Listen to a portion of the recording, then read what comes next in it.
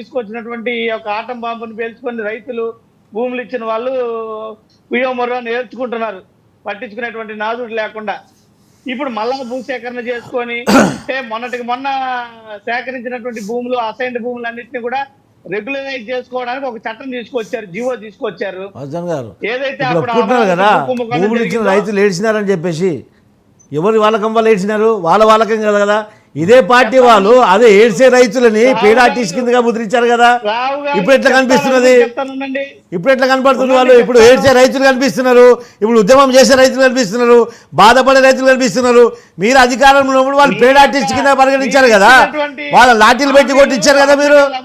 అంటున్నారు ఇప్పుడు రాబోయే రోజు, ఇప్పుడు ఆల్రెడీ ఏడుస్తున్నారు అన్నదాత సుఖీభావ 20,000 అందకుండా. ఆల్రెడీ రైతులు ఏడుస్తున్నారు రాష్ట్ర వ్యాప్తంగా, ఒక అమరావతిలో కాదు. అదే మీరు అధికారంలో వాళ్ళు ఏడుపు కనిపించలేదండి, అధికారం పోయినాక వాళ్ళు ఏడుపు కనిపిస్తుందా మీకు?